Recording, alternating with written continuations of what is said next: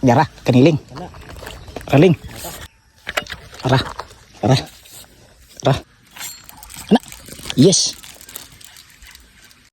Wasdag mga master, magandang umaga. Ngayong umaga mga pala mga master, agad-agad kong pinuntahan si Master Tulingan kasi inaaya ko siya na may mimingwit na naman kami ngayon. Sobrang excited talaga ng kanyang dagway kasi na-miss na raw din niyang mamingwit. At ngayong wala siyang pasok sa kanyang paaralan, agad-agad yan talaga akong inaaya kasi namimingaw na talaga siyang kumain daw ng tilapia. Sobrang napakalipay talaga ng mga kadagwayan naming dalawa sa mga oras na ito kasi makabanding na naman kami sa pagpipishing. At syempre hindi na pinadugay-dugay pa, pilari pag kukaligid sa oras, agad-agad na kami nakarating sa aming pag-iispatan ngayon. Agad na rin kami kumakanaog dito sa bakilid, ang hinahinay lang kami baka kami maligid. At sa mga puntong ito ay napakalipay talaga na at mga excited na yung aming mga kadagwayan. At pagkalingon ko dito ay nahuhumas ang pala yung spot. May hubas naman di ang lake, may isda pa kaya ditong natira. At sa mga puntong ito ay binibilin lang pala namin yung aming mga kagamitan sa ibabaw kasi napakabakilid dito ng aming pag-iispatan ngayon. Hinahinay talaga ako dito, ako yung magkaligid. Kanya-kanya na kami ni Master Tulingan ng diskarte para mahilo na kami sa aming pagpipistuhan. At sa mga oras ito ay nakagawa na rin ako ng aking pagpipistuhan. Pagkalingon ko kay Master Tulingan ay naplastar na pala siya, kaya ako rin dito ay naghagis na rin ako sa aking pamingwit. Sana naman talaga makakahuli at makakadakop kami ng mga isda ngayon. At pagkatingin ko sa aking isang pamingwit ay binira-bira naman di ay, kaya binira ko na rin. Pero pagkabira ko dito ay kalibaywa man niya mo. Dito banda-banda ay nagmugtok at naghinuktok na lang yung aking dagway dito. Nalalaayan na yung aking dagway kasi parang wala namang isda na dito. At dahan-dahan bigla nga pala akong napagunit sa aking pamingwit at binira kasi binira-bira na ng isda. Pero pagkabira ko dito ay kalabay buo pa man yung aking pamain. Mabuti pa si Master Tulingan kasi nalilipay na yung kanyang dagway. Agad-agad pa niya talaga akong pinapasuya. Pero sagdi lang, kapag nakahuli ako ngayon papasuyain din kita ba. Mabuti pa si kuya doon, napakayahay, nagsakay-sakay sa kanyang Titanic. At dito banda-banda ay niyuyugyug na naman yung aking pamingwit kaya humunat-hunat na ako dito at binira. At pagkabira ko dito ay medyo kumurog-kurog ng konti. Yun pala pagkatingin ko ay nakahuli naman di ay. At pagkahawak at pagkagunit ko sa isdang tilapia ay medyo may kaliitan pa ng konti. Pero para sa akin ay okay na ito. Laman tiyan na rin ito sa akin. Bahala mo, dek, masuko mo na ako. Kamu ko na walay sudan lalimbak. At sa mga oras ito ay agad-agad kong binalik yung aking pamingwit at napalingon na naman ako kay Master Tulingan kasi nakahuli daw siya ng malaki. Pero sa kasamang palad ay naskam pala si Master Tulingan kasi yung kanyang hook ay nasumabit lang pala sa plangre ni kuya. Hindi kasi namin napansin na may plangre pala na tinataan dito sa aming pinagpipistuhan. Nangatawa na lang kami sa mga oras ito kasi naskam talaga si Master Tulingan. Sumabit lang pala sa plangre ni kuya. At sa mga puntong ito ay bigla talaga akong nakaramdam ng napakalakas na enerhiya ng isda kaya binira ko na dito. At pagkabira ko dito ay napakagahi-gahi talaga. Bigla na namang sumasagi sa aking isip at baka robot na isda ito. Pero pagkabunot at pagkabira ko dito ay isang tilapia pala. Lumilipay na talaga yung aking dagway at agad-agad kong pinapasuya si Master Tulingan. Tinatawag ko talaga siya para papasuyain at hindi na pinadugay-dugay. Agad-agad ko rin sinasayawan siya ng konti. Binigyan ko ng mga pitik-pitik na mga galawan dahil sa sobrang lipay talaga ng aking dagway. Ginunitan ko talaga maayo yung isda para hindi siya makabuhi at agad ko rin hinuso yung hook sa kanyang simod at inilagay na sa aking nahiwagang sudlanan. At hindi ko na rin pinadugay-dugay yung aking pamingwit. Agad ko rin binalik baka yung kanyang kasama ay naghihintay pa at binira-bira na kaya agad at binira ko na rin. At pagkabunot ko dito ay akala ko talaga yung malaki pero maliit na gamay man diyan na isda yung nahuli ko. Sobrang naawa talaga ako sa kanya kasi daycare pa daw siya. Agad ko siyang pinakawalan at sabi naman niya, "Salamat ya." At sa mga puntong ito ay habang pinagmasdan ko yung aking huli ay bigla akong napalingon dito sa aking gilid kasi dumuduol pala si Blackie, parang may masama siyang balak sa aking huli. Agad din siyang sumibat kasi natakot talaga siya sa aking dagway. Ano ka naman Blackie, isa lang yung aking huli tapos kakawatin mo pa. Bigla nga pala akong napagunit sa aking pamingwit at binira kasi kumurog-kurog na at pagkabira ko dito ay nakahuli na po ng isda. Pero pagkagunit ko sa isda ay naawa talaga ako kasi may gatas pa talaga sa kanyang labi. Kaya iniitsa ko rin siya agad sa tubig. At dito banda-banda nakaramdam na naman ako ng malakas na enerhiya ng isda kaya binira ko na dito. Gumagahi talaga ng konti pagkabira ko kasi lumugnot-lugnot at sumukol-sukol yung isda. Nakaramdam na naman ng kalipay yung aking dagway kasi sakto na naman yung kanyang kalaki. At natutuwa na rin yung isa kong huli kasi may kasama na raw siya. At pagkalingon ko kay Master Tulingan ay nakabugat yung kanyang dagway. Nagkaluya siya kasi mga maliit daw yung mga nahuli niya. Dahan-dahan bigla nga pala akong napagunit sa aking pamingwit kasi may malakas na enerhiya na naman kaya binira ko na dito. At pagkabira ko dito ay lumugnot-lugnot na naman yung isda. Hindi ko talaga mapigilang makakaramdam na naman ng kilig. Agad kong tinutukbo dito sa aking kamay at pinapasuya ko na naman si Master Tulingan. Nagkakulismaot talaga yung kanyang dagway habang nakatingin sa aking huli at hindi pinadugay-dugay. Sinulod na naman sa mahiwagang sudlanan. Buti naman kahit manabaw ng spot na ito ay may isda pa rin. At tiningnan ko rin yung aking mga huling isda. Grabe talaga ang saya-saya nila. Bigla nga rin pala akong tinatawag na Master Tulingan kasi nakabosek pasuya-suya sa akin. Grabe talaga ang islit ng kanyang dagway. At sa mga puntong ito ay habang pinagmamasdan ko yung aking pamingwit ay napansin ko yung aking tiil nga mura naman ko dirig tiil ug kabaw. Nagkabulingit naman dahil ugmayo at pagkaling ko dito ay binarabira na naman yung aking pamingwit kaya binira ko na naman dito at pagkabira ko dito ay pagkatingin ko yun sa anim ng isdaan ni mura mag naka-armor. Yun pala pagkaarsa ko dito ay kalibay ang isdang robot man di ay. Sabi ng isdang robot, nagpakita ako sa iyo call kasi sobrang na-miss talaga kita call. Sabi ko naman I miss you too, napakaganda mo talaga. Grabe naman ang isdang iyon, parang nafu-fall na siya sa akin. At pagkalingon ko dito banda-banda banda ay may dalawang good size na malapit sa aking lagayan. Pero pasagdaan ko lang yan kasi isda yung pakay ko dito, hindi mga ibon. Dahan-dahan bigla na naman ako napagunit sa aking pamingwit kasi yumuyugyug na naman at pagkabira ko dito ay kalabay